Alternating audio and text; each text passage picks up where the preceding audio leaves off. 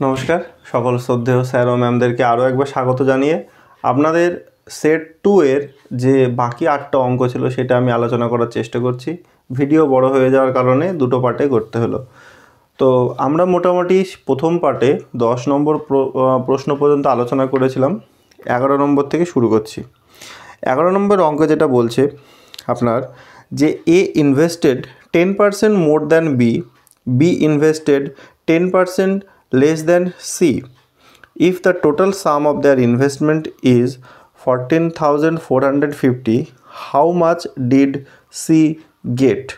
অর্থাৎ এখানে আপনাদের যেটা বলছে কোনো একটা কিছুতে এ ইনভেস্ট করছে বি এর থেকে, আপনার যেটা বলেছে এ ইনভেস্ট করছে বি এর থেকে 10% বেশি আর বি ইনভেস্ট করছে সি এর থেকে 10% কম। এবার এই অঙ্কগুলো আপনারা নর্মালি এক্স ধরেও করতে পারেন, ঠিক আছে। অর্থাৎ এক্স ধরে যদি আপনারা করেন, এখানে তিনজন আছে এ বি সি, ঠিক আছে, এ বি সি অনেকভাবেই করা যায় অঙ্কগুলো। এবার এখানে আপনারা দেখতে হবে মানে কার্ডটা ধরলে কার্ডটা বের করতে পারবেন। দেখুন এ ইনভেস্ট 10% মোর দ্যান বি, তার মানে এ নির্ভর করছে বি এর উপরে, আবার বলছে বি এরটা বলছে সি এর উপর নির্ভর করছে, কারণ এখানে লিখেই দিয়েছে যে B invested 10% less than C.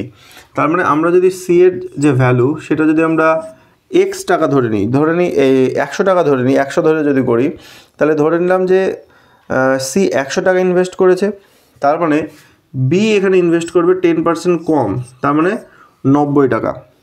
আবার বি যা ইনভেস্ট করছে তার 10% বেশি ইনভেস্ট করছে কি আমাদের এ, অর্থাৎ এর ইনভেস্ট কি দাঁড়াবে 90 টাকা প্লাস এই 90-এর 10%, অর্থাৎ 10/100, অর্থাৎ আপনার যেটা দাঁড়াচ্ছে মোটামুটি 99 টাকা।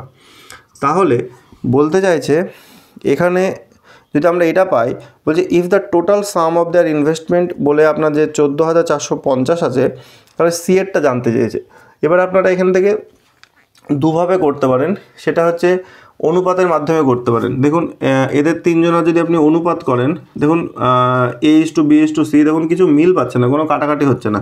অর্থাৎ আপনার যদি টোটাল যে ভ্যালু, আমরা যদি এটাকে তিনটাকে যোগ করি 99 + 90 + 100, অর্থাৎ আমাদের যেটা দাঁড়াচ্ছে যে 289 মতন হবে, তাই না, 289। তাহলে এই 289 হচ্ছে টোটাল ভ্যালু, আর সি এর যে আনুপাতিক ভাগার সেটা হচ্ছে কত আমাদের 100/289। আর টোটাল ইনভেস্টমেন্ট আমাদের বলা আছে কত, যে 14,450। এবার দেখবেন এই 14,450, এটা দেখুন 50 দিয়ে মোটামুটি কেটে যাবে নাকি, না কত হচ্ছে দেখুন, এই 14,450 আপনার 289 দিয়ে যদি আপনি ভাগ করেন, হ্যাঁ ঠিকই বলেছিলাম, মোটামুটি আপনার এটা হচ্ছে আপনার 5 দিয়ে দেখুন 5 9 45, হ্যাঁ 50ই হবে, 50 আর তার সঙ্গে আপনার এই দুটো শূন্য লাগলে হচ্ছে কত আপনার 5,000, অর্থাৎ আপনার অপশান এরটা কিন্তু সঠিক হচ্ছে। পরে 12 যে অঙ্কটা বলছে দেখুন কি, যে এ সাম of 4,558 is divided among A, B and C such that A received 20% more than C and C received 25% less than B। তাহলে আপনাকে জানতে বলেছে যে what is a share in the amount বলে আপনাদের আবার 4টে অপশান দিয়েছে। তো 12 অঙ্কটাও মোটামুটি এই অঙ্কটার মতনই সেম আছে। এখানেও আপনাদের তিনজন ইনভেস্টার এ বি সি এবং একই রকম শর্ত দেওয়া আছে। দেখুন বলেছে টোটাল অ্যামাউন্ট হচ্ছে 4,558, অর্থাৎ 4,558 এই টাকাটা ভেঙে দেওয়া হচ্ছে এই তিনজনের মধ্যে, এবং কি শর্তে ভাঙছে, যে বলে দিয়েছে A received 20% more than C আর C received 25% less than B. তার মানে আমরা যদি বি এর উপর সবাই নির্ভর করছে, বি এরটা যদি আমরা 100 টাকা ধরি, বি এর উপর টাকা যদি আমরা 100 ধরি, সি বলছে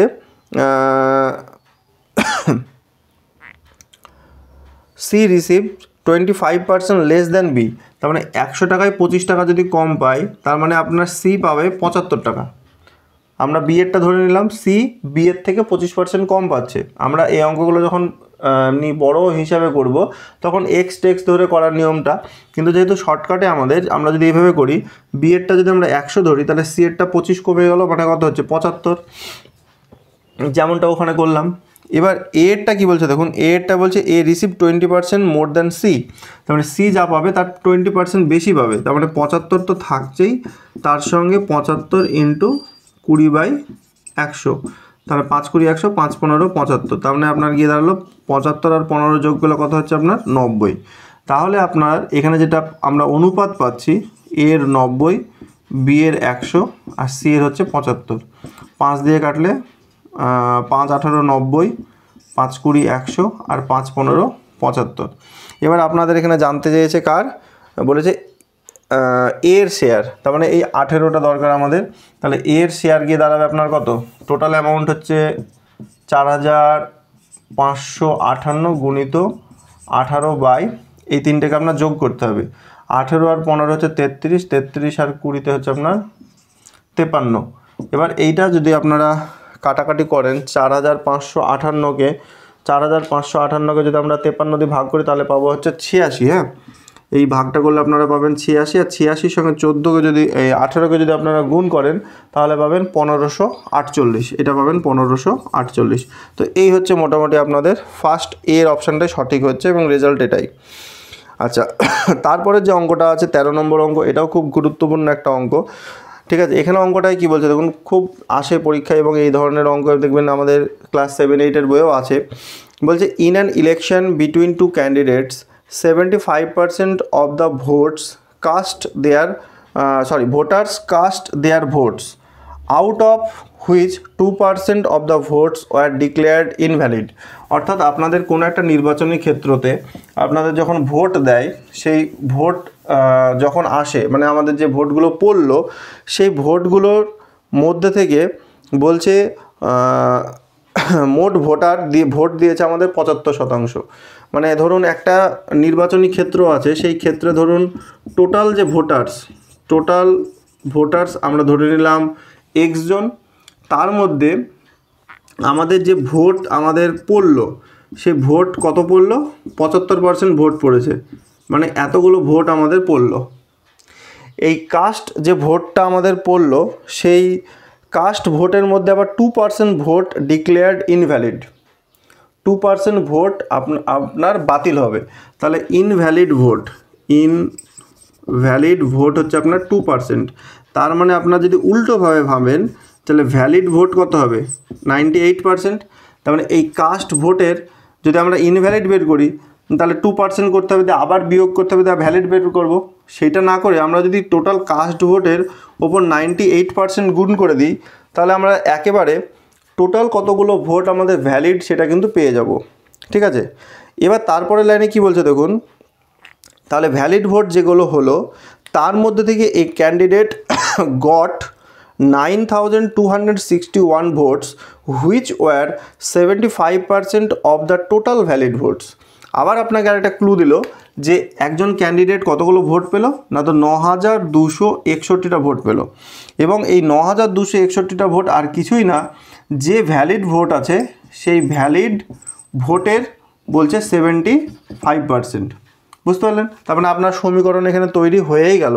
অর্থাৎ আমাদের ফার্স্ট আমরা তো কাস্ট ভোট কত পেয়েই গিয়েছি, সেই কাস্ট ভোট যা আছে আমাদের কাস্ট ভোট হচ্ছে আপনার এইটা x × 75/100 মানে 75%। তাহলে x × 75/100 এটা আমাদের কাস্ট ভোট, মানে এতগুলো ভোট টোটাল পড়লো। তার মধ্যে আবার চলে আসবো ভ্যালিড ভোট কত, 98%। তাহলে ওর সঙ্গে আমরা গুণ করে দেবো আরও 98/100, তাহলে আমাদের ভ্যালিড ভোট পেয়ে গেলাম। ভ্যালিড ভোটের মধ্যে আবার 75%, মানে আরও 75% গুণ হবে। এইটা করলে আমরা পাবো 9261টা ভোট। এবার এই ক্যালকুলেশনটা আমাদেরকে কিন্তু করতে হবে, অর্থাৎ x = আপনাকে বের করতে হবে।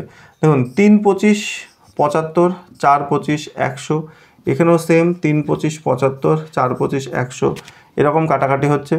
তারপরে আপনার দেখুন এটা 9 এর আগে 10 আর 2 আর 6 যোগ করলে মানে 18 হচ্ছে, তার মানে 3 দিয়ে ভাগ করা যাবে। 3 দিয়ে আপনি এটাকে কেটে ছোট করতে পারেন, 3 × 3 = 9, দুটো নেমে যাচ্ছে, তাহলে 3 আসতে 24 আর 3 7 21, 15 3 18, মানে আবার 3 দিয়ে কাটবে, এই 3 দিয়ে কেটে দিন, 3 1 3, 3 2 6, 3 9 27, আর 198কে যদি আমরা 2 দিয়ে গুণ করি তাহলে হচ্ছে না, 200তে যাচ্ছে। আচ্ছা আচ্ছা, এটা 2 দিয়ে কাটি, 2 দিয়ে কাটলাম, এটা 2 দিয়ে কাটলে আপনার গিয়ে দাঁড়ালো 4 আর 9 49, ঠিক আছে, 49 দাঁড়াচ্ছে। আর এটা আপনার 49কে মনে হয় এটা কেটে যাচ্ছে, দেখুন 7 7 7 59 কাটছে না। আচ্ছা একটু ক্যালকুলেশনটা যদি আমরা দেখে নিই, 16,800 হবে। আচ্ছা এইটা যদি আমরা একটু দেখি তাহলে আমাদের এখানে কি কি দাঁড়ালো, থাকলো আমাদের ওখানে থাকছে 129 থাকলো গুণিত, এখানে পড়ে থাকলো আমাদের নিচে থাকছে 2 4 এবং 100, তা 2 × 4 × 100 থাকলো, আর নিচে থাকলো আমাদের এখানে 49, ঠিক আছে। তাহলে এইটা যদি আমরা একটু গুণ করে নিই তাহলে কত ভ্যালু দাঁড়াচ্ছে একটু দেখে নিন। আপনার যদি এটা 129 বিভক্ত 49 গুণিত 800,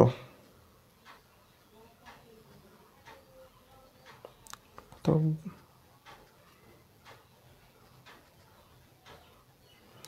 কোথাও একটু মিস্টেক হয়েছে মনে হচ্ছে।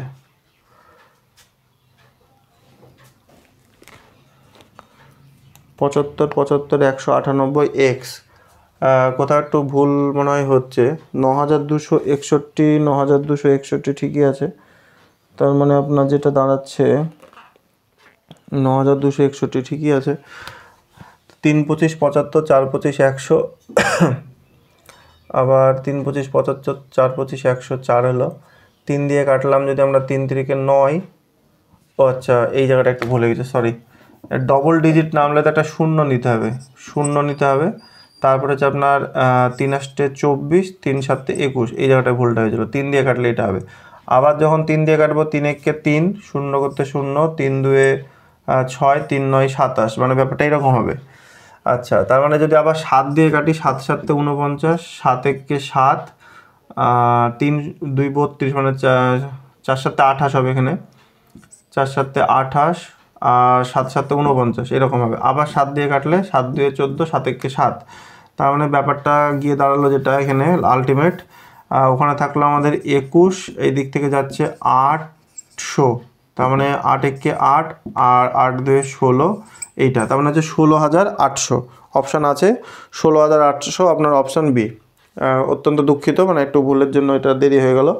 আচ্ছা 4-এর যে অঙ্কটা আছে, 4-এর অঙ্কটা কী বলছে দেখুন, এই 14 অঙ্কটা, যে এ spider climbed 62/1/2% of the height of the pole in 1 hour, and in the next hour it covered 12/1/2% of the remaining height.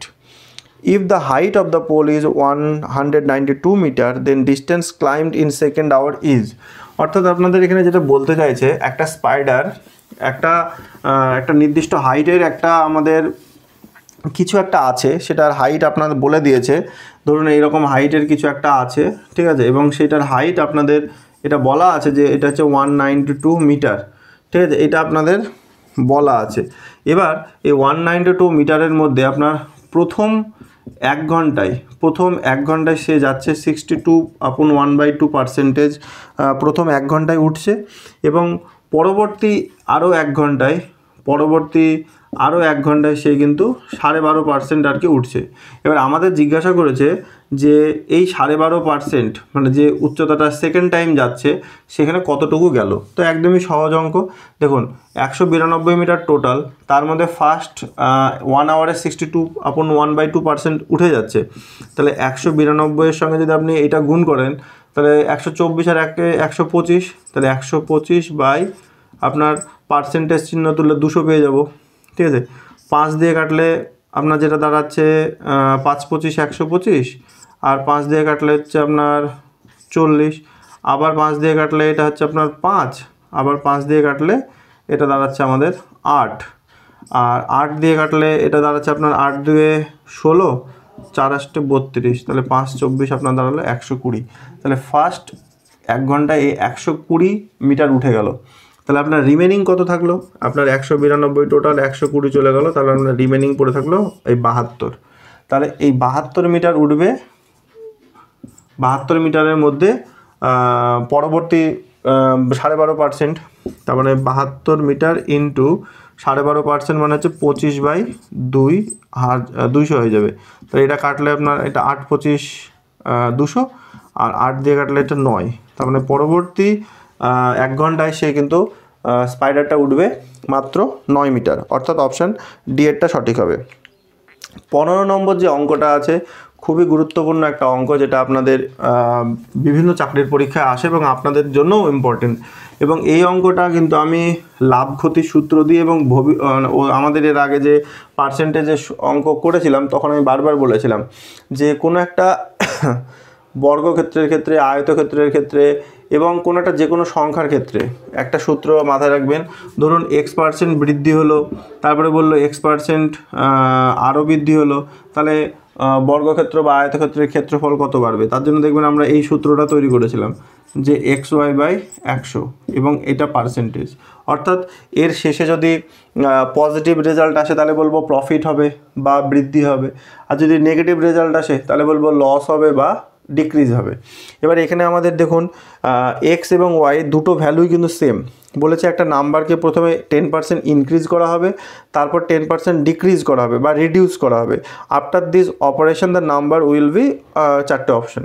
তাহলে আপনার 10% ইনক্রিজ করা মানে এক্সের ভ্যালু আপনার +10, 10% ডিক্রিজ করা মানে ওয়াইয়ের ভ্যালু -10 ভাবুন। আর এই জায়গাটায় যদি আপনি +10 আর -10 গুণ করেন তাহলে প্লাসে মাইনাসে মাইনাসই হবে, অর্থাৎ 100/100 হবে। এই হচ্ছে আপনার সূত্র।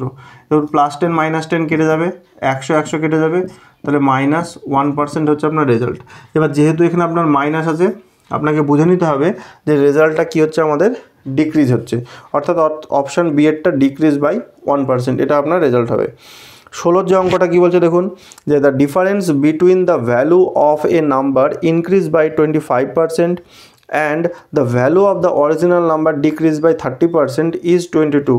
What is the original number? তার মানে কিছুই না, একটা নাম্বার আপনাকে মনে মনে ভেবে নিতে হবে যে এটা হচ্ছে আপনার এক্স, এটা আপনার 16 নম্বর অঙ্ক করছি। সেই নাম্বারটা এক্স যেটা আছে সেই নাম্বারটাকে প্রথমে ইনক্রিজ করা হচ্ছে 25%। তাহলে একটা নাম্বারকে যদি আপনি 25% ইনক্রিজ করেন তাহলে 1 + 25/100, বিষয়টা এইরকম। আর সেই নাম্বারটাকে বলছে ডিক্রিজ করা হচ্ছে 30%, মানে 1 - 30/100 ডিক্রিজ করা হচ্ছে। এবার আমাদের বলে দিয়েছে যে এই যে ইনক্রিজ করা হলো এবং ডিক্রিজ করা হলো, এদের যে ডিফারেন্স মানে এদের পার্থক্য সেটা বলে দিয়েছে 22, তাহলে ইকুয়াল টু কি 22। তাহলে আপনারা জাস্ট এই ক্যালকুলেশনটা করলেই হয়ে যাবে। তার মানে আপনি যদি এক্স কমন নিয়ে নেন তাহলে আপনি এখানে পেয়ে যাচ্ছেন 125/100, আর এখানে আপনি পেয়ে যাবেন 70/100, তাই না, 70/100, 22। তাহলে এক্স 100 যদি আমার লসগু হয় তাহলে 125 - 70 সমান হচ্ছে 22। তাহলে আপনার এক্স ইন্টু আপনার এটা বিয়োগ করলে পাবো আমরা কত, 55, তাই তো, 55/100, 70 আর 50 120, আর 5 = 22। 11 দিয়ে কাটলে 5, 11 দিয়ে কাটলে এটা হচ্ছে আমাদের 2, 5 দিয়ে কাটলে এটা 20, তার মানে এক্সের মান কি দাঁড়াচ্ছে 20 × 40, অর্থাৎ অপশান হচ্ছে আমাদের সি এরটা সঠিক হবে। অর্থাৎ আমাদের যেটা বলেছে যে what is the original number, original number = 40, এই হচ্ছে আমাদের অ্যান্সার। এবার চলে আসবো 17 অঙ্কতে। 17 অঙ্কতে কী বলছে দেখুন, অনেকটা এর আগে একটা অঙ্ক করলাম সেই রকমই, যে a salesman is allowed 5/1/2% discount on the total sale made by him plus a bonus of 1/2% on the sales over 10,000. If his total earning were 1,990, then his total sale in rupees were বলে 4টে option আপনার দেওয়া আছে। তার মানে এর আগে যে অঙ্কটা আমরা করলাম সেম ওই টাইপের অঙ্ক।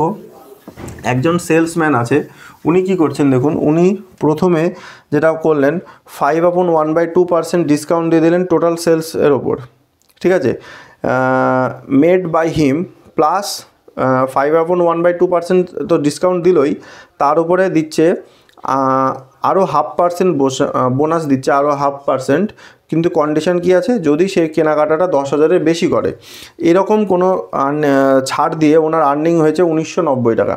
তাহলে আমরা যদি ধরে নিই যে তার যে টোটাল ভ্যালু, সেই ভ্যালুটা যদি আমরা ধরে নিই যে বিক্রি হলো বা সেল হলো, সেটা হচ্ছে আমাদের এক্স টাকা সেল করলো উনি, ঠিক আছে। সেই এক্স টাকা সেল করলে তার এই এক্স টাকার উপর উনি দিচ্ছেন কত, 5/1/2% একটা ছাড় দিচ্ছেন, প্লাস উনি আরও বলছেন কি, উনি আরও 0.5% আর কি সে ছাড় দেবেন যদি সেই কেনাকাটাটা 10,000-এর বেশি হয় তার সেটার উপর, তাহলে 10,000-এর ওপর আরও 0.5%, এবং এইটা করে উনি 1990 টাকা কিন্তু কি ছাড় মোটামুটি আর কি দিয়েছেন, এটা বলতে চাইছে আর্নিং ওয়্যার 1990।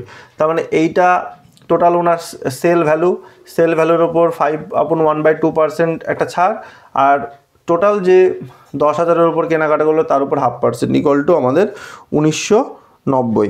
এবার এটা আপনাদের কিন্তু একটু ক্যালকুলেশন করলে যেটা দাঁড়াবে সেটাই আপনার রেজাল্ট হবে।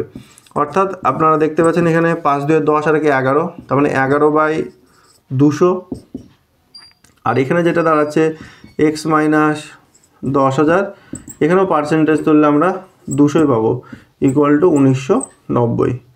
তাহলে যদি আমরা 200-কে এখানে বের করে নিই লসাগু আকারে, তাহলে 200 যদি বেরোয় তাহলে এখানে থাকলো আমাদের 11x, আর এখানে থাকছে আমাদের শুধু x, মাইনাস 200 দিয়ে 10,000-কে কাটলে আমরা এখানে পাবো 0000 কাটছে, 2 দিয়ে কাটলে আমরা এটা পাচ্ছি আমরা 50, 1990। তাহলে 12x বাই 200 সমান পাচ্ছি 1990 প্লাস 50, তার মানে হয়ে যাচ্ছে আমরা 2040। তাহলে 2040, এবার এখানে আপনার কাটছে 6 আর 2 দিয়ে কাটলে এটা আপনার 100, তাহলে x ইকুয়াল টু কী হচ্ছে 2040 গুণিত 100/6, 6 দিয়ে যদি আপনি ভাগ করেন 3 6 18, 4 6 24, 0, তার মানে আপনার গিয়ে দাঁড়ালো 34,000, অর্থাৎ রেজাল্ট গিয়ে দাঁড়ালো আপনার হচ্ছে এখানে 34,000। এই হচ্ছে আপনার অ্যান্সার। তারপর লাস্ট যে অঙ্কটা আছে আপনাদের এখানে বলছে if 12% of 75% is greater than 5% of a number by 75, the number is। এই ধরনের অঙ্ক কিন্তু আপনাদের ছোট্টর মধ্যে আসবে, কিছুই না। এখানে আপনাদের যেটা বলেছে কোনো একটা নাম্বার আপনাদের আছে, সেই নাম্বারটার কি করেছে দেখুন, সেই নাম্বারটার প্রথমে 12% of 75% is greater than 5% of a number.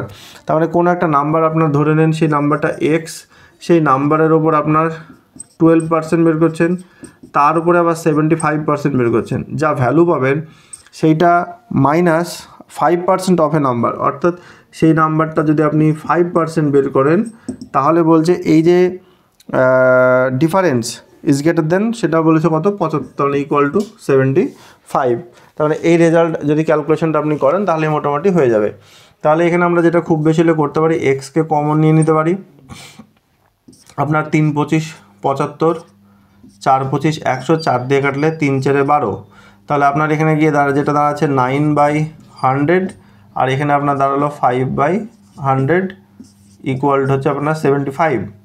তার মানে এক্স 100 যদি আমরা লসাগু করি, 9 থেকে 5 বাদ দিলে আপনার পড়ে থাকবে 4/75। তাহলে আপনারা যেটা পাবো আমরা এক্স ইকুয়াল টু 75 ইন্টু 100/4, 4 দিয়ে কাটলে 25, আর 25-এর সঙ্গে যদি আপনি 75 গুণ করেন তাহলে যেটা আপনার রেজাল্ট আসবে 25 এবং 75 গুণ করলে সেটা হচ্ছে 1875। তো এই ছিল মোটামুটি আপনাদের 18টা অঙ্কের সম্পূর্ণ সমাধানের পদ্ধতি। আমি যতটা পারলাম মোটামুটি বিস্তারিত আলোচনা করার চেষ্টা করলাম, যাতে আপনাদের মোটামুটি শর্টকাট এবং ব্রডকাট দুটোই সুবিধা হয়। কারণ এমন তো না যে এই অঙ্কটাই পরীক্ষায় আসবে, কিন্তু এই ধরনের অঙ্ক আসলে যাতে আপনারা মোটামুটি নিজেরা ওখানে বসে করে ফেলতে পারেন, সেটা ভাবনা চিন্তা রেখেই আর কি আমি বিস্তারিত আলোচনা করার চেষ্টা করি। হয়তো আমি বিস্তারিত বলছি বলে হয়তো অঙ্কটা একটু লেন্দি লাগছে বা সময় লাগছে, কিন্তু যখন আমি নিজে করব তখন কিন্তু আমি এত লিখবো না বা ছোটো ছোটো করে কাটাকাটি করব, বা আপনি করলেও সেটাই হবে। সেজন্য আপনাদের তখন কিন্তু সময় কম লাগবে। অর্থাৎ আমাদের উদ্দেশ্য যেটা, যে কনসেপ্ট যদি আমরা ক্লিয়ার রাখতে পারি তাহলে কিন্তু আমাদের অঙ্কগুলো করতে অনেকটাই সুবিধা হবে, সেটা যে কোনো মেথডেই। তো এটাই বলার। তো সকলেই ভালো থাকবেন, সুস্থ থাকবেন।